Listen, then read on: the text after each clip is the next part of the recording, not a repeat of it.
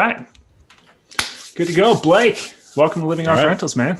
Yeah, thanks for having me. Welcome everybody that's on here live on Facebook right now. I can't see you, but yeah. Good to be here.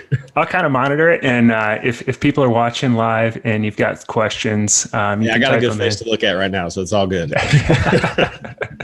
Yeah, So, and this is the first one I've actually done in the evening, so hopefully we have some more people tune in. I think during the day it's tough for people with work and stuff, but. But I'm excited to interview you. I know it's weird. We just recently met, but we've got a lot of the same friends, and I think our investing journeys are kind of following similar paths. And so you're doing a strategy that I'm super excited about, where it's a way to kind of boost your cash flow in multifamily property, which I really want to get into tonight. But first, since you're an Air Force Academy football player, I had to wear my West Point shirt. Oh, no. Come on. You should have told me that. I would have worn Air Force blue today.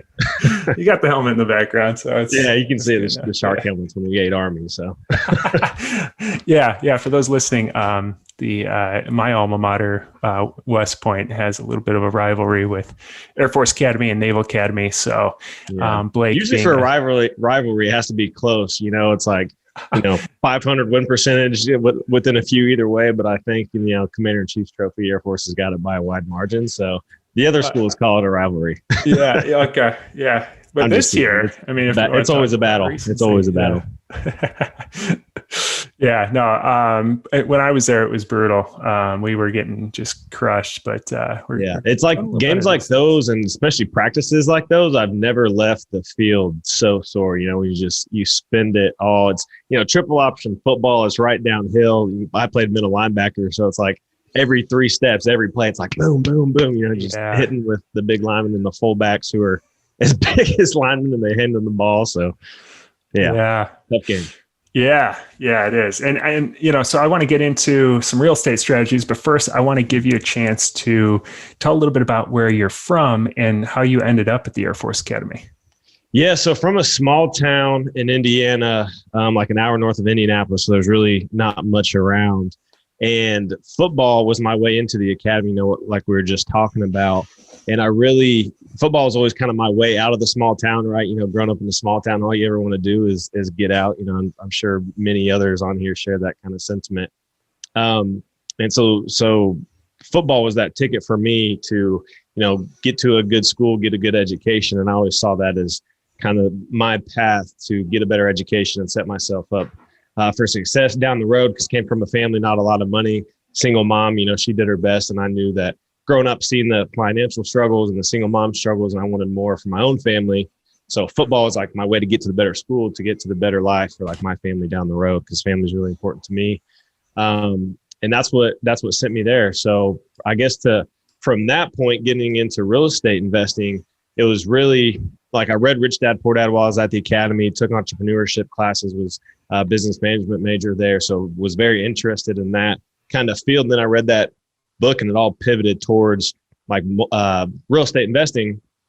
And after my senior year of football, like I had all that time back, because when you're in season, you spend 6 hours a day. So I just transitioned that time towards reading more books, digging into bigger pockets, listening to those podcasts, analyzing deals in my dorm room, and spent my senior year spring break looking at deals at the base around the base in Tennessee that my wife and I thought we were going to, but the Air Force had different plans and moved us. So just really dove into it deep, and then got in with house hacking. And you mentioned the short-term rental strategy. That was kind of the genesis. Was our first property. It had a attached guest suite on the main house. And I saw that as like, it's not really a duplex, but I knew, because when my wife and I traveled, that we would stay in, because, we were cheap. So we'd stay in other people's places like that. So when I saw that, I was like, first of all, I saw the second kitchen in the listing, and it like sparked got my wheels turning or the gears turning.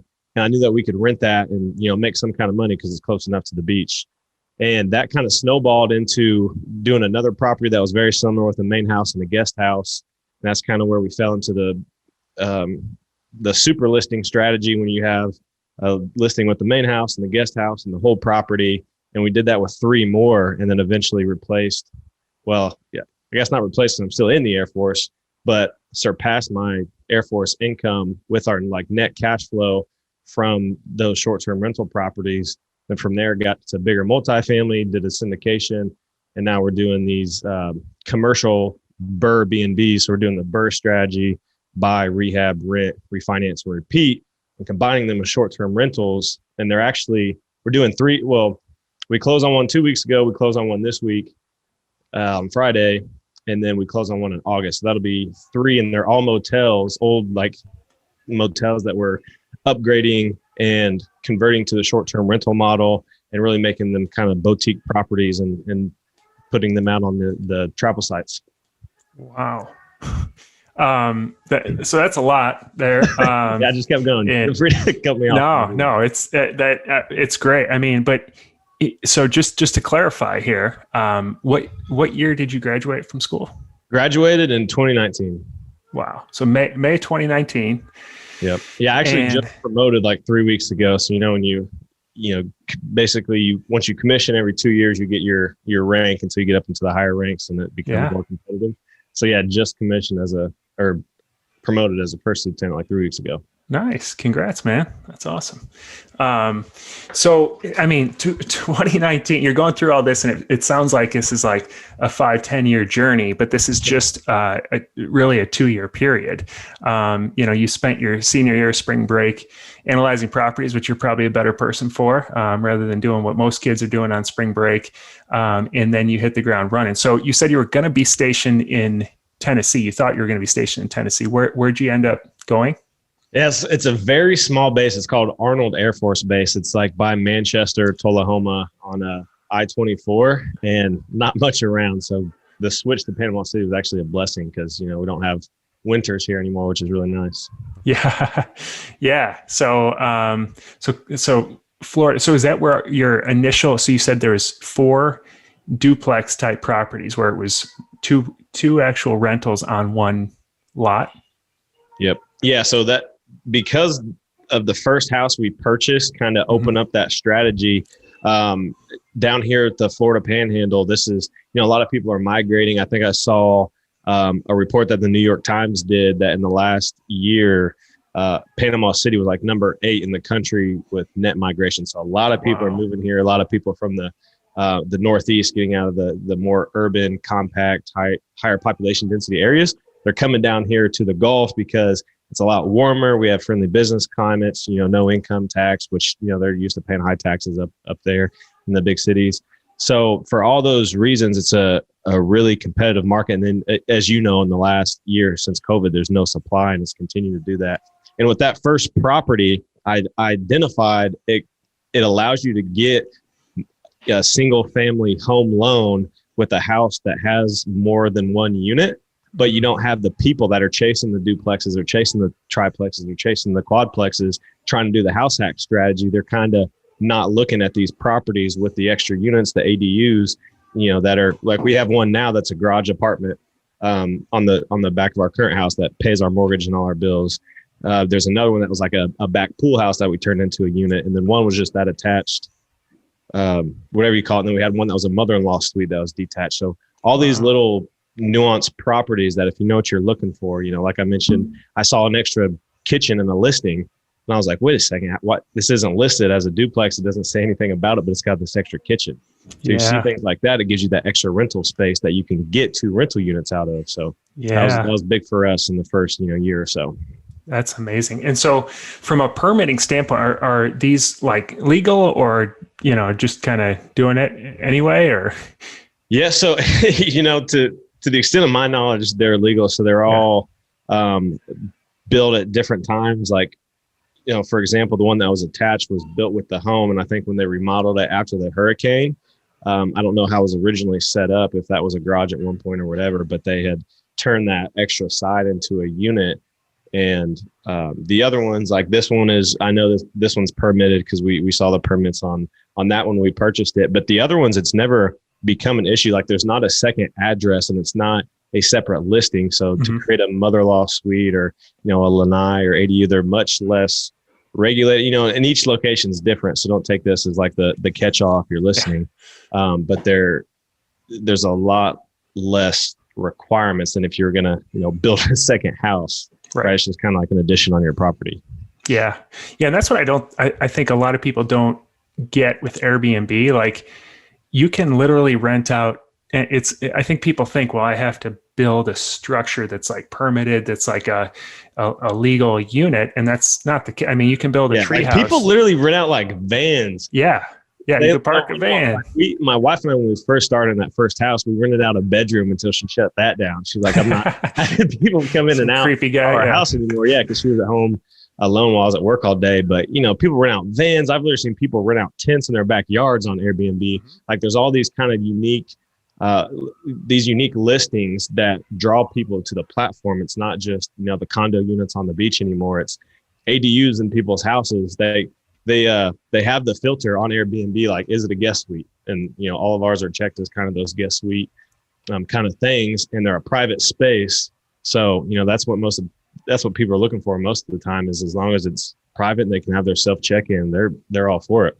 Yeah. Yeah. That's awesome. We actually just recently bought 45 acres in your home state here in Indiana. That's where I'm at, actually. Where at? I'm in Valparaiso.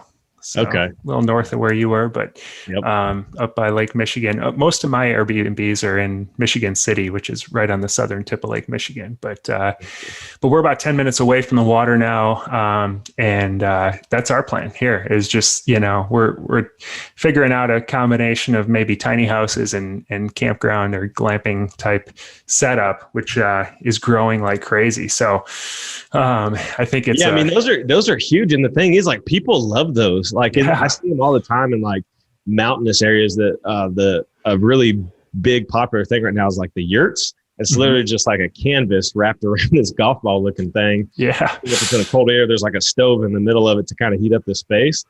But it's just like you said, it's glamping. You're basically going there and really have no amenities, but it pictures really well. So people are going to book it and they have a good time and stay a night or two and leave. And that's good for you as the owner. So that 45 acres, I'm gonna see how that turns out. That's a really cool project. And like you said, it's one loan for the property. So you get 2, or in our case, we're hoping to get 20, rentals out of one loan, and it's our mortgage that we would have been paying anyway. We just bought some more land with it. Which that's really so true. Like, when people are starting out too, like how we did it is we used, for 2 of them that we've purchased, we use VA loans, and it could be the same thing if it's, if you're not in the military, use the FHA loan. You could do the same thing. And if you're married, your spouse can get another one of these properties.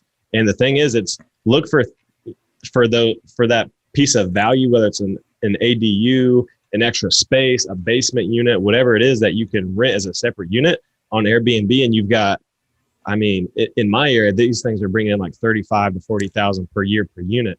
So if you could do that in your area, now we're doing with properties with, 14 to 18 units. So there's massive value if you can get that extra unit or 2 when you're starting out with a low down, like homeowner occupied loan, and then eventually move and rent out both. It's a great way to get started with this strategy.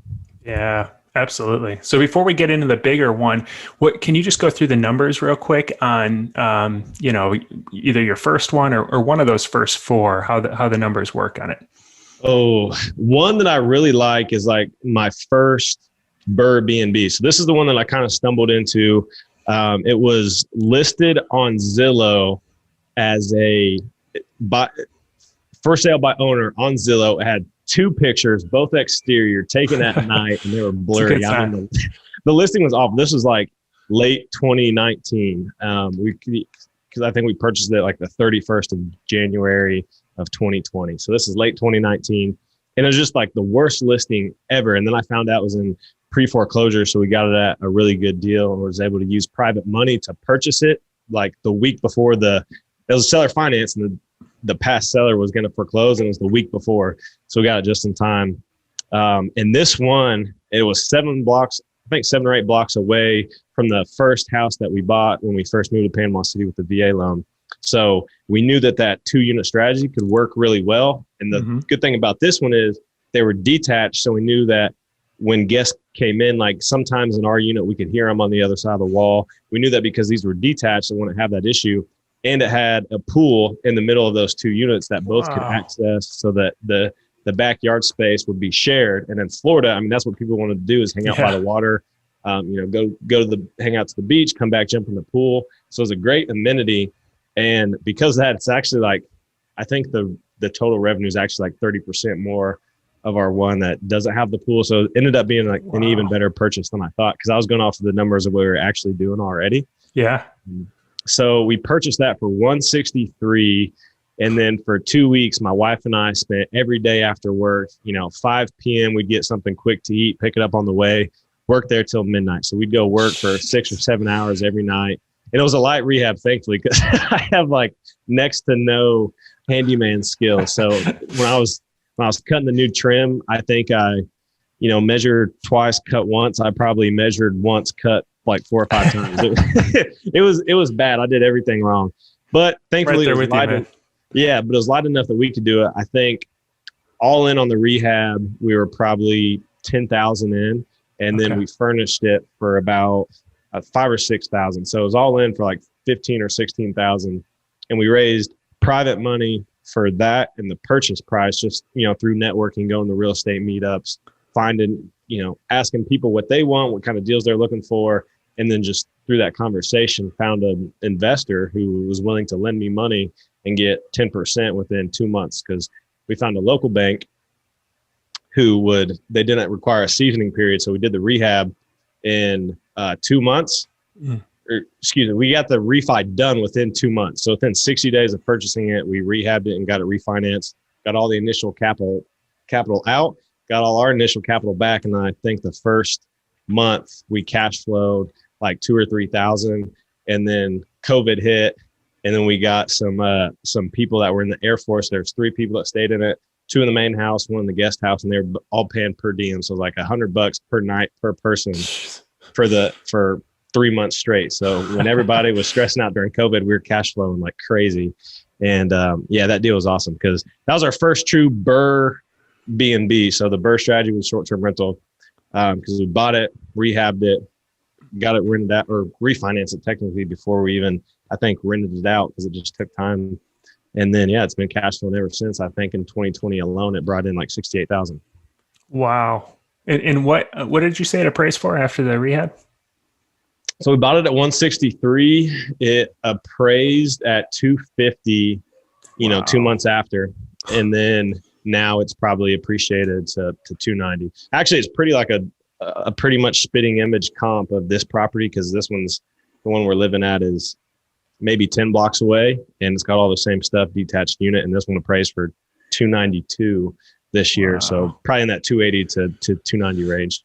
Man. So basically created over $100,000 of wealth in the property, and now it's cash flowing like crazy. It cash flows. Yeah, probably that property on an annual average, because it's seasonal, probably, I don't want to say it off like the head and say, it's probably 2,500 to 3,000 a month of cash flow, because it brings in 68,000, and then, it's probably a 50 to 55% expense ratio. Okay.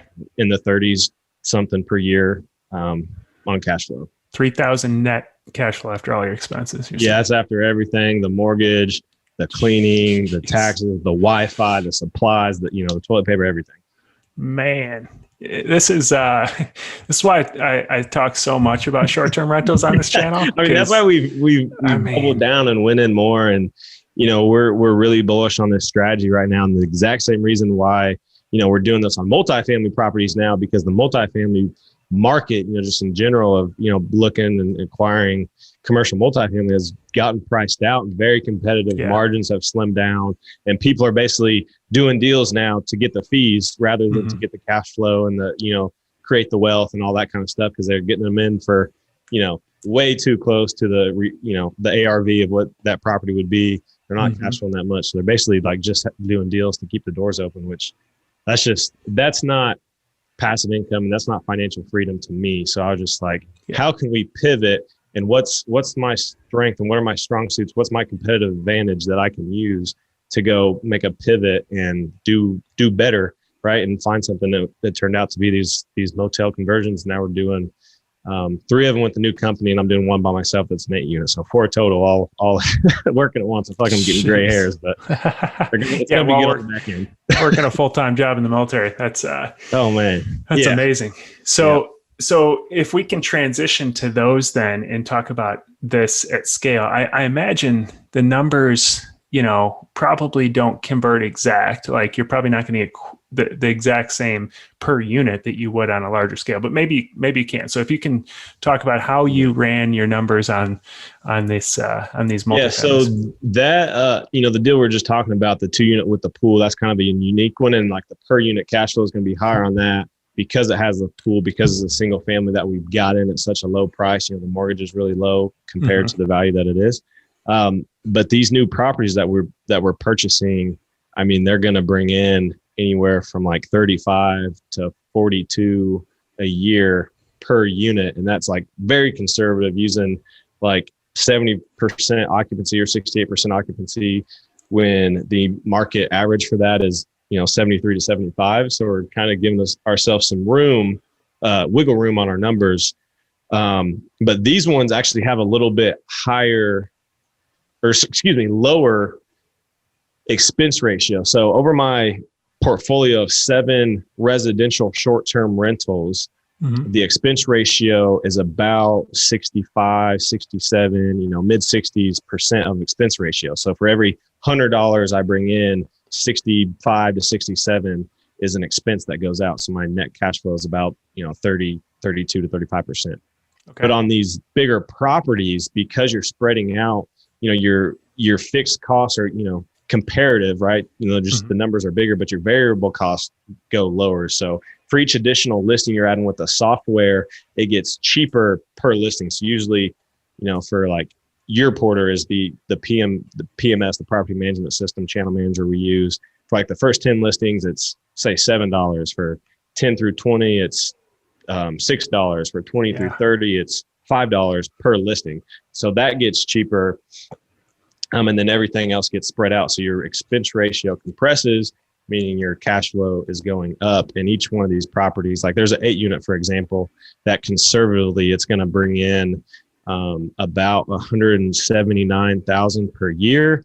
And the cash flow off that will be probably, this is a standalone. So I'm not going to have the efficiencies on the bigger ones, the ones that are double that size, but it's going to cash flow probably in the 80s to 90s per year. So, I mean, it's really good. And then you have, all your like one big supply closet, you have a cleaner manage it all.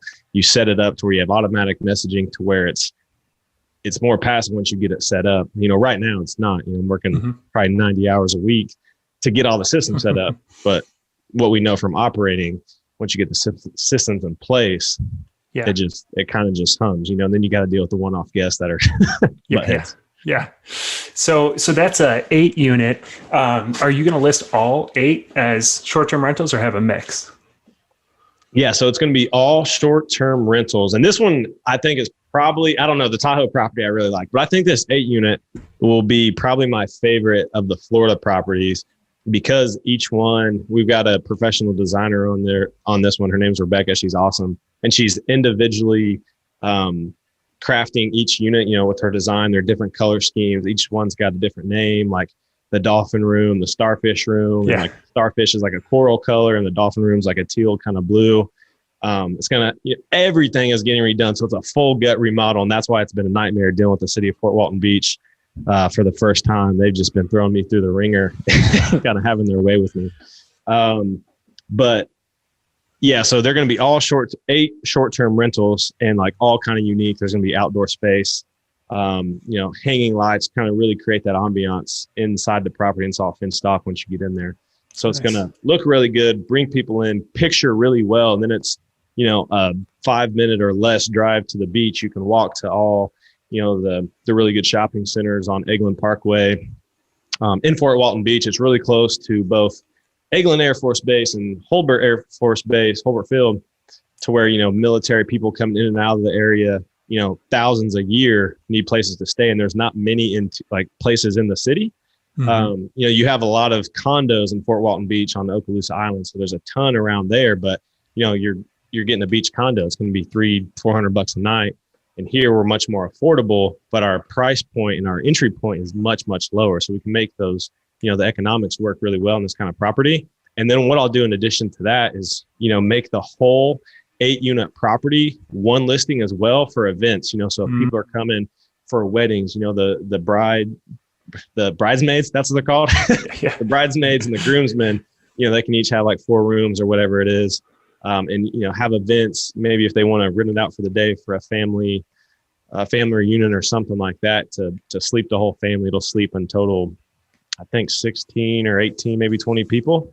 I have to check. So it'll be at least 2 per room. And I think there's one or two that sleep like 4. So yeah, that's kind of going to be the strategy, is 8 individual units and then kind of one big listing for kind of big events. And, those you can charge more per hour, more per day or whatever, and just have kind of the efficiency built into that. Wow, that's incredible. I've got a duplex that I've been renting for the last year or so, and then I've got another one that we're rehabbing now.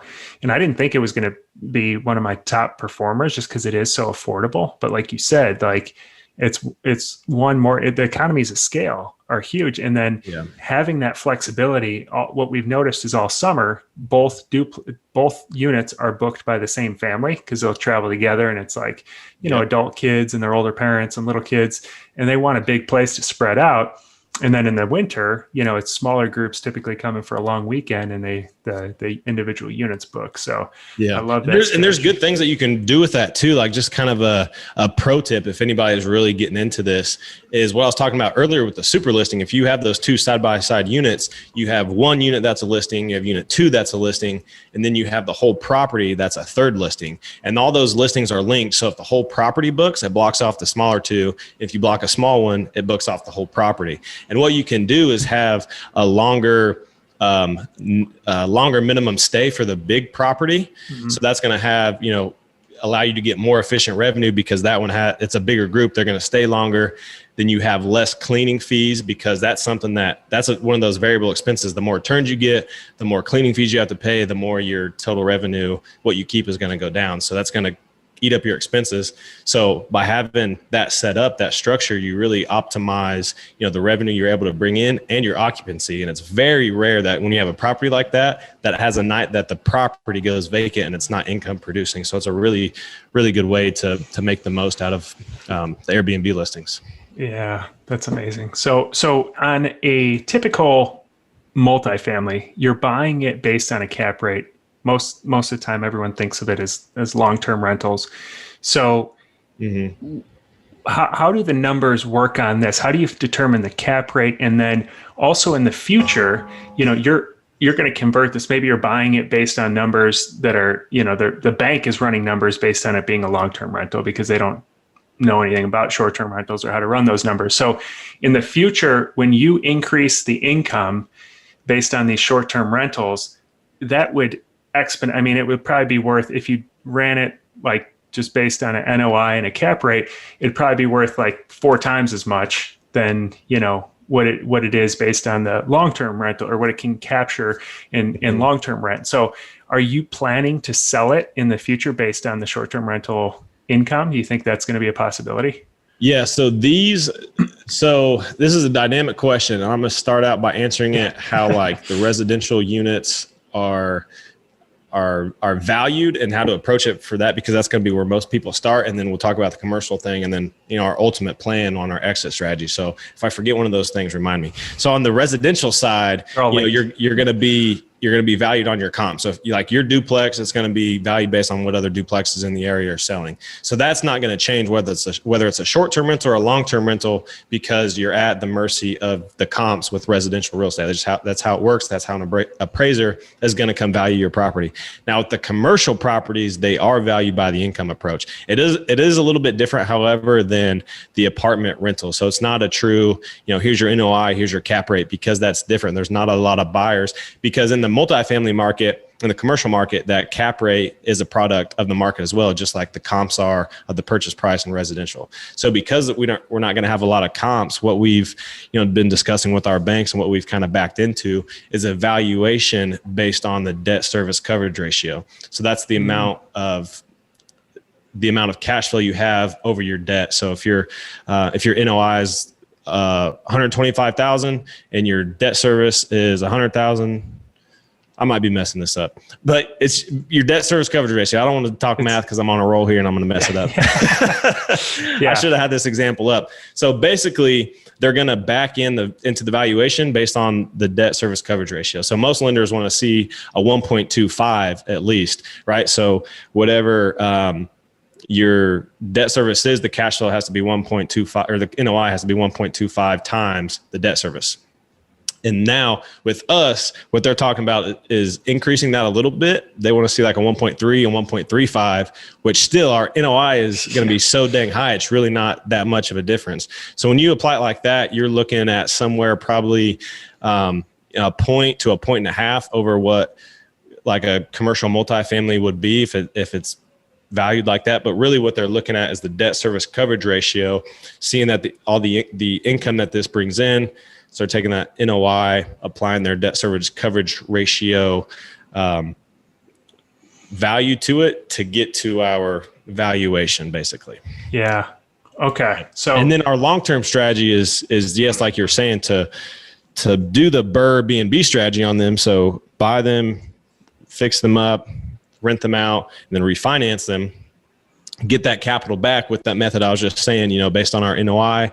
Here's the debt service coverage ratio our lender is willing to carry on this property. We get refinanced based on that. And eventually we want to build this out to where we can either sell them to a package, to a REIT or something like that, that's looking to diversify as one big portfolio, which allow them to spread out their risk, because we're in Lake Tahoe and we're in different kind of submarkets of Panama City Beach. That spreads their risk out. And then we're looking at getting into other markets like Tampa or the Smoky Mountains or, Big Bear, California, markets like that have economic drivers as well as short-term rental, really good numbers on the short-term rental side.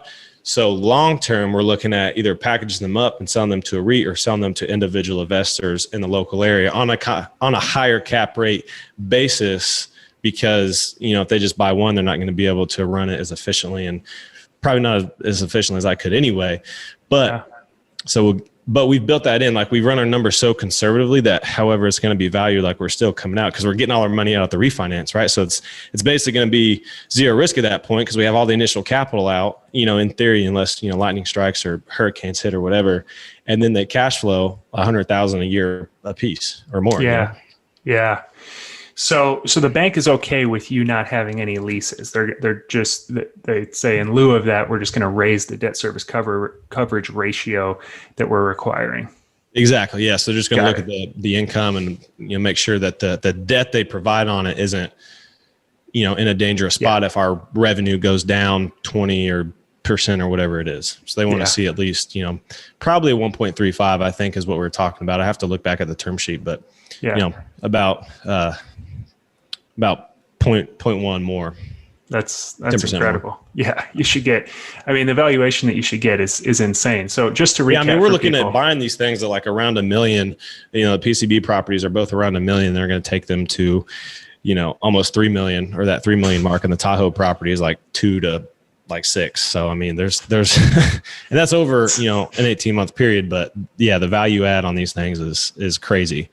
And the thing is too, they're like the PCB properties are big rehabs, right? We're doing all new plumbing and new electrical, resurfacing one of the pools, doing all the exterior. So like it's a strategy that you have to like put a lot of pieces together, right? You have to put the BRRRR, and the rehab's a really big piece of that. And thankfully, like I got my start rehabbing hurricane damaged homes and dealing with the city regulations and dealing with contractors. And I'm a contracting officer in the Air Force, so I kind of have the upper hand there on the rehab side of things. But yeah, it's really just a factor of being able to identify properties that have a lot of value to add, being able to do the work that needs them to get them there. And then on the operational side is, running them efficiently and making sure you have the systems and the people in place. Cause we're going to see thousands of guests a year. So we gotta have the right systems in place. Yeah. So just a couple things to recap for people, because I think we went through the numbers quick. And then there's also another point that I want to make here too with what you're doing. So for people who are kind of newer to evaluating commercial properties, so the NOI is just the net operating income. So it's basically you take your gross income minus all your expenses, and then before you get to the debt. So it's all your operating expenses. That's correct. Your NOI, and then you subtract your debt. then you get to your cash flow. Right. Yep. So you leave the debt out of it when calculating your NOI, because that's different for everyone. So it's kind of a way to compare apples to apples. So you take that NOI then, and the debt service coverage ratio basically is just saying the bank says, okay, if you're going to pay per year, you're going to pay $100,000 in total. Your total mortgage cost is $100,000. We want to see typically $120,000 of income, or $120,000 of your bottom line NOI income. Typically, in commercial multifamily, it's that 1.2 to 1.5 value. But for us, they're saying for every $100,000 of debt, we want to see, $135,000 of net operating income.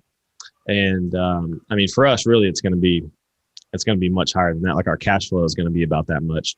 So I mean, our DSCR, our debt service coverage ratio, that's what I'm talking about there, is going to be like over 2 on all of these. So we're going to have plenty of wiggle room. So for them to, that's what I was saying, like we're handling these very conservatively, because we don't have a model. Like there's, thousands of multifamily transactions that happen probably just in the Southeast in a year. So there's tons of data they can pull there. They know it's a safe asset class. But what the banks aren't kind of up on yet is that all the trends are heading in the right direction with short-term rentals, and in the markets we invest in, population trends, net migration, like everything is pointing kind of up and to the right. And they hear short-term rentals and they think, oh, risk. Yeah. But it's like, I know how to run these. I know how they work. I know how they worked in COVID. They actually have done better in a lot of ways. And now that's come back even stronger. Like I don't know how 2021 is going to end up, but I'm assuming it's probably going to be the best year on record when you look at all the Airbnb and VRBO data.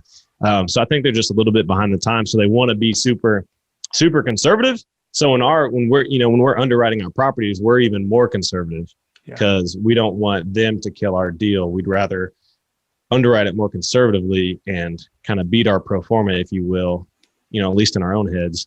And then have that kind of cushion if the lender wants to get a little squirrely. But the more we've talked to lenders, the more they're kind of getting on board with this. Like, especially on the residential side, if you find a local community bank, a credit union, something like that, they'll lend on these a lot of times, as long as you can, show you have a plan, show you have a track record. For you, Kirby, those local banks would could be awesome, like to refinance the duplex, whatever. I've used them on all of my residential properties, and they love it because they know that the DSCR is, way surpassing what they would normally want to see on a single family house. So those are great. And the commercial lenders are starting to come around. They're a little bit, behind the times, and they don't want to get into bad loan situations with all the forbearance and everything, and foreclosures that may or may not come. So they just want to be extra cautious. So we're trying to be more so than them. Yeah. Yeah. So one other point that I wanted to make too, for people who are thinking about getting into this, because the cash flow on short-term rentals is so high, and because there's so many, it's kind of dispersed right now. It's a fragmented market, so there's a lot of boutique managers, property managers popping up for this. And because of that, really, Blake is building 2 businesses that he could sell later on. So he could sell the properties later on, but there's a ton of larger, like Evolve type management companies that are national short-term rental management companies that just want to acquire as many short-term rentals under management as possible. So now, honestly, that's a really good point. What you're saying is like, it's the management side of our business is the business within the business. So I mean, that's kind of my role in the operations, building that up is, I'm, hiring people, building the teams, my operation managers in each location, the cleaners, all that kind of stuff. And then the systems that run all that. So the channel manager, the pricing software, eventually VAs, when we get all these properties stabilized, at any given time, we could have, 40 or 50 guests, right? In the summer months or something like that. So having a team of VAs that manage guest relations and all that kind of stuff. So building that's really a property management system. And if you go to, and I really, really recommend, if you're going to do this, try at least, like if you're going to start with one property, do it yourself in the beginning, because doing that myself, my wife and I did everything. Like there's times I had to leave base in uniform to come clean a unit and drive back to work, so that's the kind of thing we did. We were very hands-on at the beginning. So I think that's a really good point, because all these property management companies, they are concerned about the efficiency of their portfolio and bringing in the most. So sometimes that's going to leave certain owners vulnerable because they have other units they can put people in or, optimize based on occupancy. So you're never going to be optimized in a big portfolio of, like the iTrips or the Vacasas or whatever. There's a lot of instances because they turn through so many people, like their culture is just a high turn business. We're trying to create a culture where we like allow our people to grow and bring cleaners into managers into, kind of hospitality manager kind of positions and allow some of that upward growth and just create a good company culture. Those property management companies, I mean, there's some good ones, but I think you're always leaving yourself vulnerable you're talking about 20 to 25%. So for every $100,000 you bring in, you're going to hand them 20,000 right off the bat. So, and for us, that would be, once we get the whole portfolio established, that'd be hundreds of thousands of dollars we'd be handing to somebody else rather than keeping that in-house, paying salaries with that and funneling it for more growth. So for us to do this any other way, it wouldn't work. Yeah, exactly. And those evolves or Vacasas, they're worried about is volume. So later on, what they want more gross revenue because their fees are off gross revenue. Exactly. So later on, Blake mentioned he wants to sell the portfolio to a REIT potentially at the same time, so he could sell it for what it's worth at that time, which is going to be massively higher if it based on the numbers that you're looking at with the short-term rentals. But then you could turn around and sell your management company that manages those properties to potentially to an Evolve or Vacasa because they just want the management of those properties. So it's like two separate, extremely valuable businesses that are being built simultaneously. So it's really, man, that's a cool strategy. I haven't seen it much with the multifamily, but I had heard that these small boutique hotels, a lot of them had just been crushed with COVID. And once they were shut down for months, and they couldn't recover. And so a lot of them had been, being sold off and converted to multifamily, but it makes sense to keep them. Yeah. And that's originally what got us into this is because I was looking for like distressed hospitality properties that I can convert to long-term rental units, in places that needed affordable housing with, young single professionals or whatever that would live in those smaller units for a year, 2 years or whatever, and lease those up as long-term rentals. So there's a lot of them out there. I hope nobody goes and buys them up so I can keep buying them. But it's just a strategy to look at. And you can start, you don't have to go right to the commercial. You can do it with duplexes or with a fourplex and, get the best loan terms and do it on a smaller scale and manage it yourself to learn it. It's so doable. We started with one and it was, looking back, it was almost funny how easy it was. Like we picked up all the furniture on Facebook Marketplace, negotiating. Things were listed for $300. Hey, we just moved here. You take $150 for it. Yeah, that's fine. We'll do that. And just getting good deals, furnishing these things for like $2,000, $2,500 a unit. And then you just throw it up on Airbnb and start, you think about hospitality, you start getting guests and just start, hey, do you need anything? Yada, yada, yada, that kind of thing.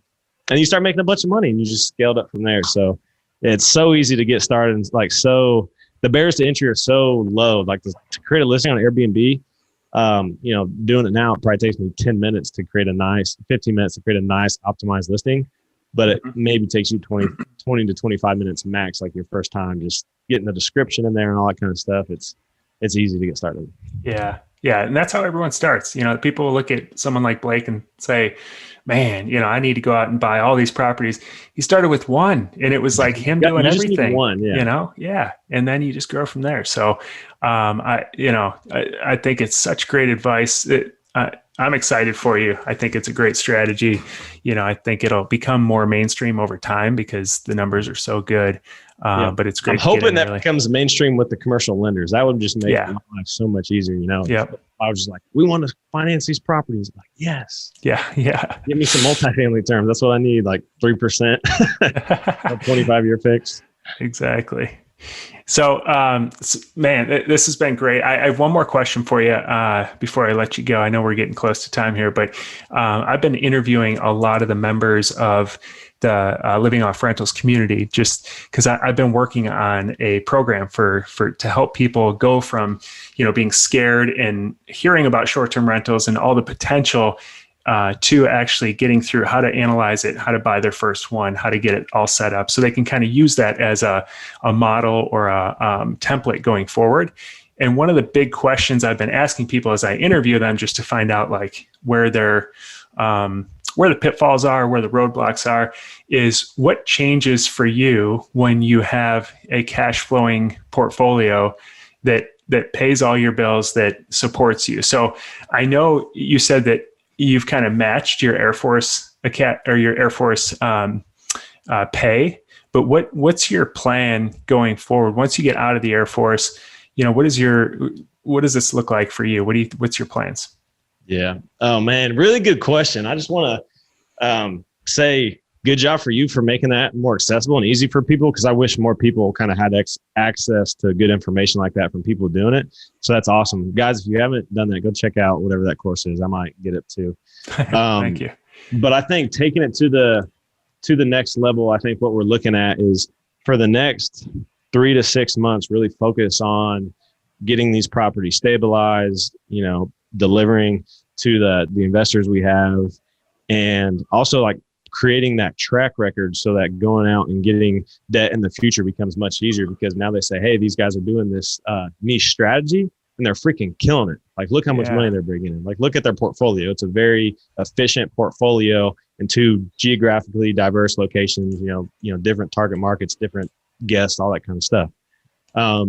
So I think that's kind of our focus for the next 6 months, the rest of this year, just hammering it down, building these operating systems. I really feel like what I want to do is just create the best short-term rental operating system there is, because there's so many bad ones. Like, there are so many people who do short-term rental management and just do it horribly. And I see it and I'm like, guys, it's not that hard. It's just, I don't know. Maybe they're not reading the same stuff I'm reading, but it's not that hard. It's just putting in the right systems and then getting the right people. It's definitely not easy. It takes a lot of work.